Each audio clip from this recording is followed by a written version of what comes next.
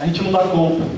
E o trabalho é muito grande. A gente precisa de todos nesse trabalho, que não é nosso. Mas por que não nós? Então um grande abraço e até a próxima, se Deus quiser. Obrigado.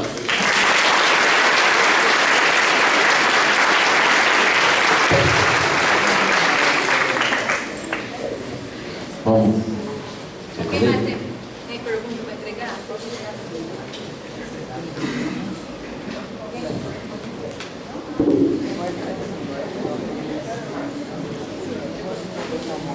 Bom, eu vou ler a primeira pergunta então, pessoal. Do Raul, da Mocidade Espírita, lá em Rivail, de Santa Fé do Sul. Davi, como a doutrina espírita avalia o eterno conflito de gerações, tão comum na sociedade, onde uma geração costuma sempre definir a geração sucessora como alienada e incapaz?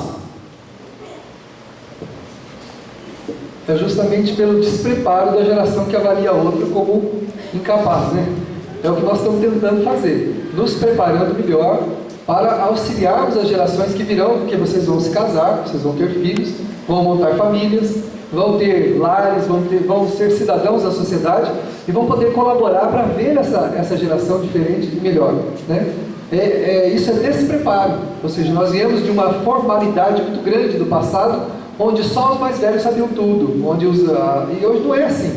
Nós aprendemos que somos espíritos eternos e vemos em qualquer fase da existência o espírito agindo conforme o seu caráter, a sua dignidade, o seu autorrespeito. Vemos gêmeos chegando hoje, né, sendo com maturidades que deixam uma pessoa de cabelo branco assim, boca aberta, né? Esses dias eu recebi um vídeo de um menino de 7 anos que é maestro, regendo a Filarmônica de Berlim. Fiquei olhando para aquilo, né? Eu falando, não quis falar. Conflito de geração aqui. Então, ou seja,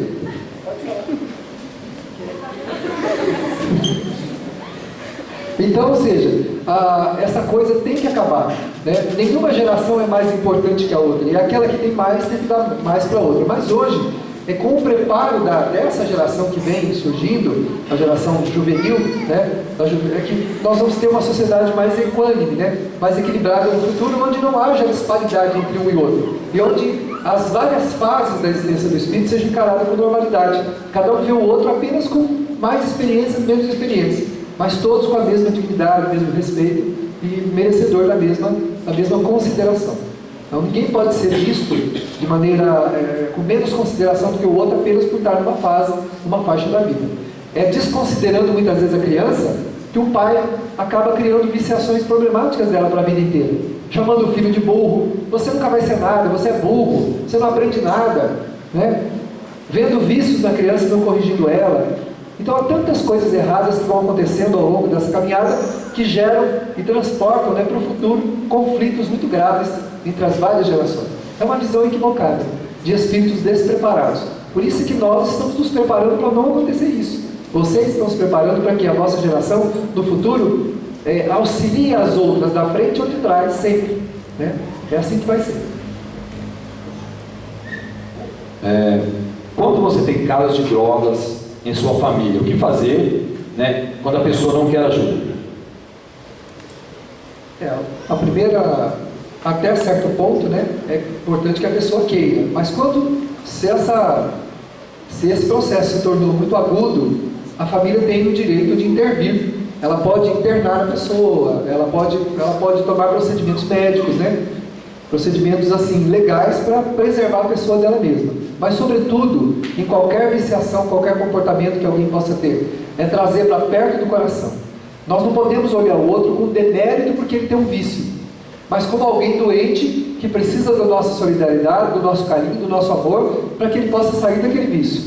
E se porventura, durante toda uma vida, mesmo fazendo tudo, ele não conseguiu deixar aquele vício, ele vai levar esse amor que você deu a vida inteira para ele, para sempre.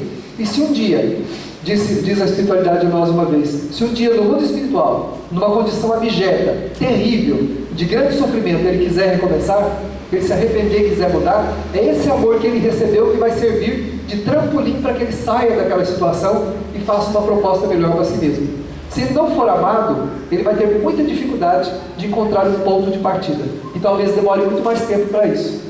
Por isso que vale a pena, independente da reação que as pessoas vão ter, do caminho que cada um escolhe para si mesmo, que a gente ame a todo mundo da mesma forma, sem julgamentos, sem depreciação, mas colocando o próprio coração a serviço da pessoa com muito amor.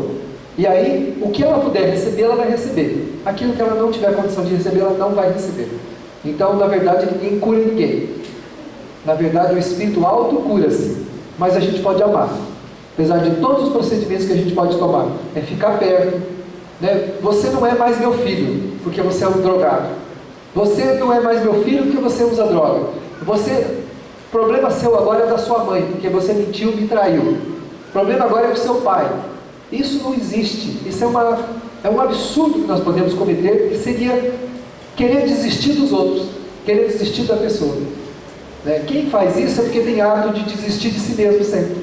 Então a gente pode continuar amando, apesar de qualquer procedimento, de qualquer atitude que a pessoa possa tomar em relação à vida dela, a gente pode continuar amando ela, do jeito que ela é. Continuar, se você é amigo dela, vai ser amigo. Você não vai frequentar os mesmos lugares que ela frequenta, mas vai ser amigo dela. Vai conversar com ela, vai endereçar o seu amor, o seu carinho, o seu respeito. Sendo familiar, muito mais. Ficando próximo, oferecendo o próprio coração. É claro que a mudança é dela. E você pode, talvez você vai investir a vida inteira nessa ajuda e ela não vai responder a essa ajuda. Não tem problema. Toda semente um dia vai germinar. Isso vai ficar no coração dela. Como descobrir qual a sua mediunidade? No livro dos médiuns nós encontramos, o Kardec diz que por nenhum indício se pode diagnosticar mediunidade. Quem faz isso está equivocado. A pessoa tem um determinado sintomas, é médium. O Kardec diz no livro dos médiuns que por nenhum indício se pode reconhecer a mediunidade. Por quê? Porque existem muitas manifestações emocionais, muitas perturbações espirituais que não é mediunidade. Cuidado daquele aspecto, a pessoa não manifesta mais nada. Ela se equilibra e ela volta a ter a vida dela normal, não que mediunidade seja normal, né? Mas ela para de ter aquelas reações estranhas e passa a ter reações normais. Se a pessoa for evangelizada, se ela estudar, se ela se integrar a um grupo de estudo e trabalho na casa espírita, ao longo do tempo, aquilo que tiver que ser, vai aflorar. E se for um desequilíbrio, que está utilizando a mediunidade, já que a mediunidade não é desequilíbrio, né? Mas se o desequilíbrio da pessoa, do sentimento dela, está usando a mediunidade como canal para desequilibrá-la, ela vai se equilibrar.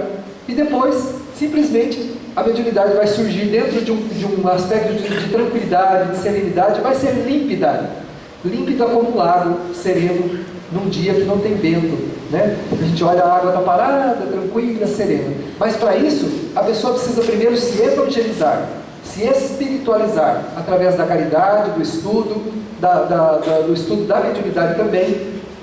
Aí ela vai se equilibrar, né? Agora, não se diagnostica a mediunidade por sintomas. Nós recebemos uma época aqui na casa uma pessoa que se espetava de faca e falava com voz masculina. E veio com o diagnóstico de uma outra cidade de que era médium. Os benfeitores disseram, não é médium, é uma pessoa que está perturbada. Ela tem N conflitos e está canalizando esses conflitos por uma sensibilidade que ela possui. Entidades mistificadoras, perturbadoras, estão utilizando esses canais para manifestar essa histeria, né? Esses estertores que ela manifesta. Evangelizada, tratada, e dentro dos moldes que a doutrina indica, os fenômenos desapareceram. Faz 6 a 7 anos, nunca mais ela teve sequer um arrepio, qualquer sensibilidade que fosse. Agora, se imagina você pega uma pessoa dessa e coloca ela para trabalhar mediunicamente. O que nós vamos fazer com ela? Aí nós vamos, a Maída está aí, que é psiquiatra, né? Nós vamos destrambelhar ela totalmente. Nós vamos acabar com a cabeça dela. Porque nós vamos criar pontos de mistificação, de vícios mentais nela, que na verdade não existem. Ela vai se transformar numa pessoa que vai produzir fenômenos anímicos e não mediúnicos.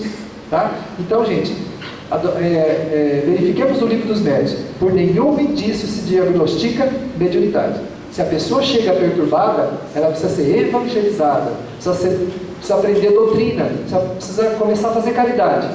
E aí sim, com o tempo, a gente vai perceber o que é que a pessoa tem. Tá certo?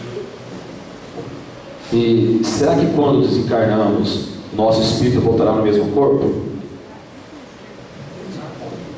E quando desencarna, o espírito volta no mesmo corpo?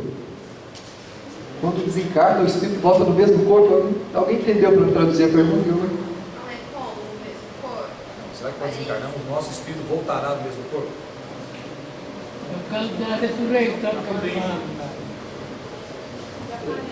Sinceramente, eu não entendi a pergunta. Se a pessoa que fez a pergunta puder esclarecer? A aparência? Olha, existe até uma tese aí, né, defendida por alguns estudiosos espíritas, que se uma existência for muito marcante para o espírito, né, ele pode, a despeito da nova genética que vai ter, ele pode fixar alguns traços e trazer esses traços na próxima vida. Né? Ele pode trazer alguns traços, sim. Se a existência for uma pessoa muito marcante, principalmente aquelas onde a pessoa vivenciou aqueles aspectos do corpo que nós falamos aí, aquela coisa, né, de ficar pegado, de ficar muito... Aí a pessoa pode guardar esses traços e alguns desses traços serem impressos aí, já que é o perispírito que modela o corpo, né? A pessoa pode trazer alguma coisa da modelação anterior, mas é claro que sempre vai ser respeitada a genética atual, né? Sempre vai respeitar a genética atual. Aí alguma coisa pode acontecer sim, algum aspecto, mas não totalmente, né? Totalmente não, porque aí nós teríamos que desconsiderar a genética. O perispírito teria que suplantar a genética e moldar do jeito que ele quisesse. Na questão de defeitos, de algum problema físico, algum problema em algum órgão, o espírito, isso sim, embora a genética seja perfeita, o espírito pode implementar imperfeições do corpo por causa dos seus débitos. Aí sim, uma pessoa que usou a fala de maneira negativa para enganar os outros, embora não haja nenhum problema com a sua genética, ele pode imprimir problemas na área da fala, para que ele mesmo possa conter-se, né? E agora lembrar-se que ele não deve mais usar a fala, usar a palavra de maneira negativa. Mas isso não é regra. Todo mundo que fala mal dos outros vai vir mudo. Não é assim, né? Ia ter mais mudo na terra do que falante, né? Porque quem é que não falou mal da vida dos outros nesse mundo? Até querendo falar bem, a gente fala mal. Às vezes você fala, olha, eu vou te contar um negócio, mas sabe, não é falando mal, não. Não é mais ou menos assim que a gente faz? Às vezes você, até querendo falar bem, fala mal. Então, se todo mundo que falasse mal viesse mudo, não tinha ninguém falante nesse mundo, né? Não é assim. Mas pode ser que, se para o espírito aquele ato foi classificado pela sua consciência como um ato de profunda indignidade, ele, por livre-arbítrio, pode imprimir no corpo uma deformidade para conter-se.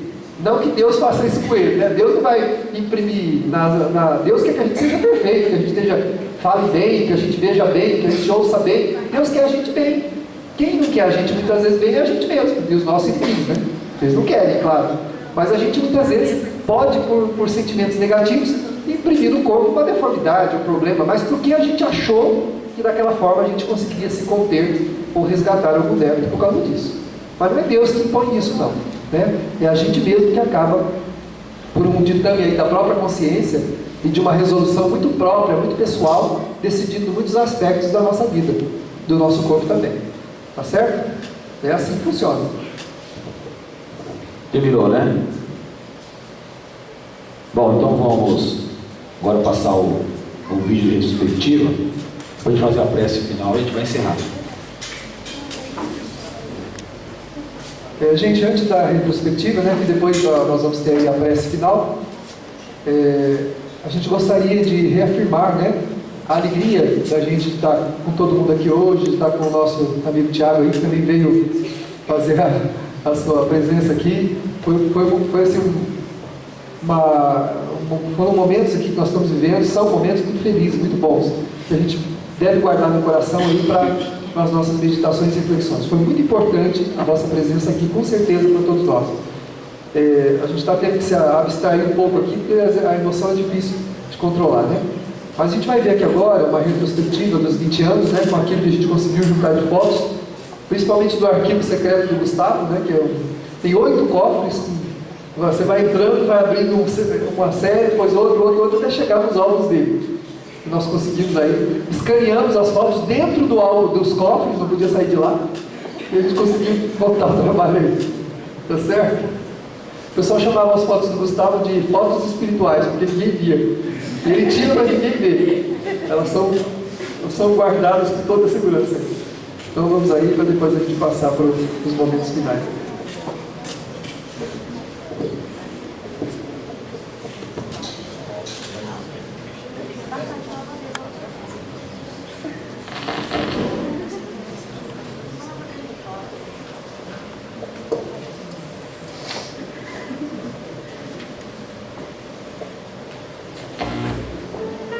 O jardim.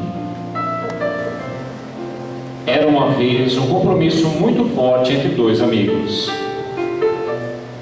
que fora feito no plano espiritual, e a eles foi dito que deveriam prosseguir, pois no decorrer da trajetória o coro deles seria engrossado, e assim encantariam muitos corações e semeariam valores e muitas virtudes, só que nem tudo seriam flores, e que não estariam sozinhos, mesmo entre espinhos. Este jardim se formou, e de lá outros se formaram, alguns secaram. Mas as sementes nunca morrem, vem o vento, as abelhas, os pássaros, levando e trazendo corações, sempre pronto a auxiliar. Do jardim, muitos estão aqui, outros ali, uns se perderam, outros morreram, mas a semente nunca seca. O jardineiro que veio à terra organizou um jardim em homenagem ao jardineiro que no plano espiritual ficou. Foi quando este pequeno jardim, dotado de raríssimas flores, organizou aquele que seria a união de todos os jardins e o mais belo de todos eles. Emerge. Encontro das mocidades espíritas da região de Jales. Nesses 20 anos, foram anotadas as presenças de cerca de 2.300 jovens de toda a nossa região.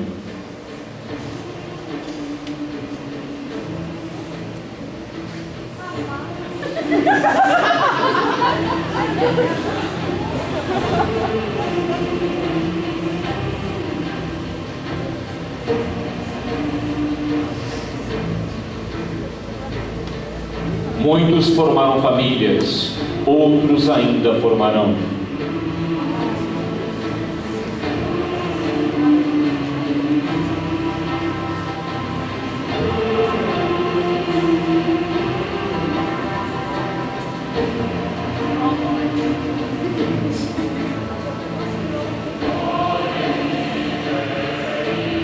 Uns se perderam, outros se acharam.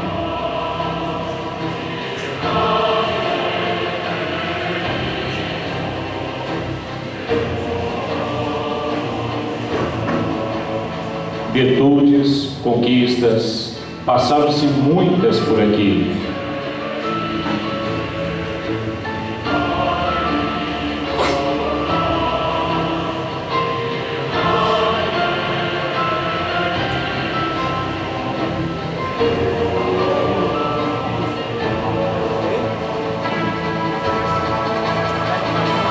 Espinhos, flores, chuva, vento, amor.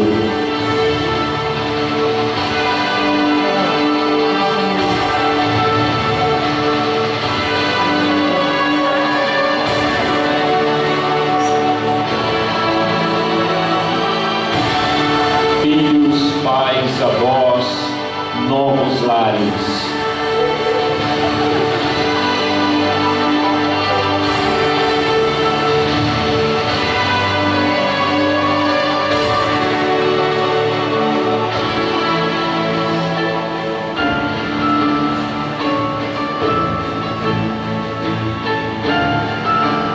Faculdade, trabalho, responsabilidade.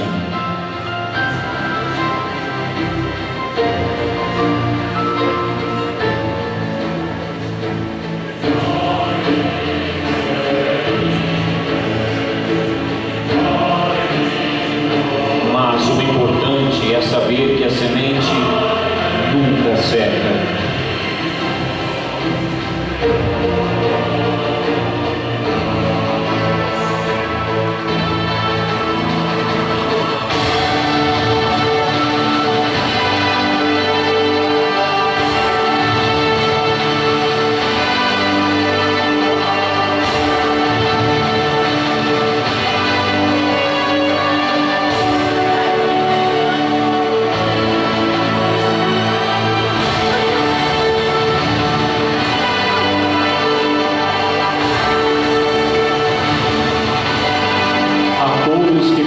separam direto ou indiretamente de nosso jardim, emerge o nosso muito obrigado.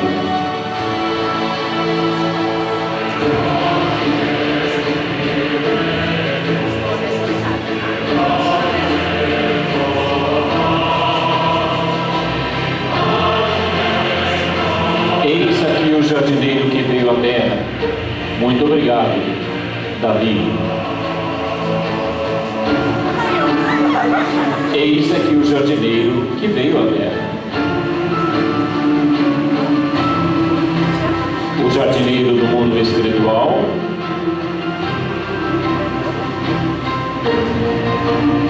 Já veremos. Ivan de Albuquerque.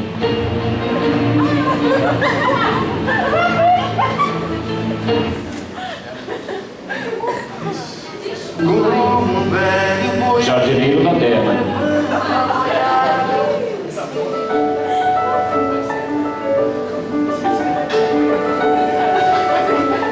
Ivan de Albuquerque, o jardineiro dos céus.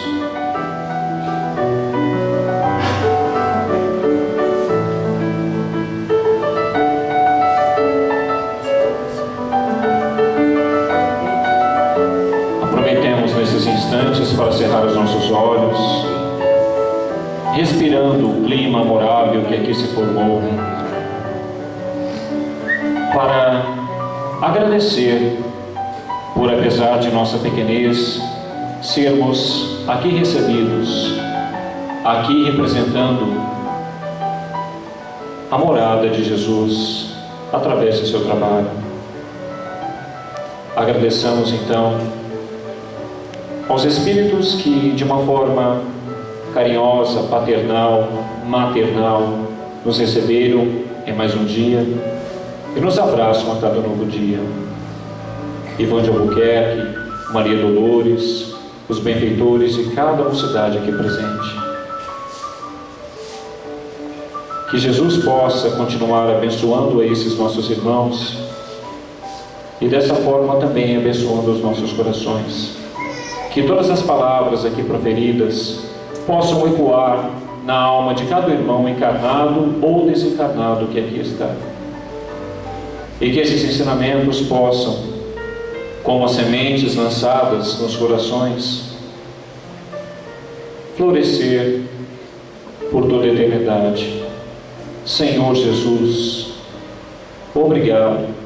Somos ignorantes, pequenos, mas Tu sempre nos dá a oportunidade de aprender com os Seus ensinamentos. Abençoa, Senhor Jesus, a todos nós, na carne ou fora dela. Obrigado por esses 20 anos, Senhor Jesus, de Emerge, e que outros 20, 40 eternos possam vir. Obrigado por tudo, Senhor Jesus. Obrigado pelos irmãos espirituais. Segue com os coraçõezinhos que aqui estão em retorno ao seu lar ou na pátria espiritual. Que possamos nós estar em paz e que o Senhor possa sempre estar conosco. Obrigado, Jesus, mais uma vez. Que assim seja.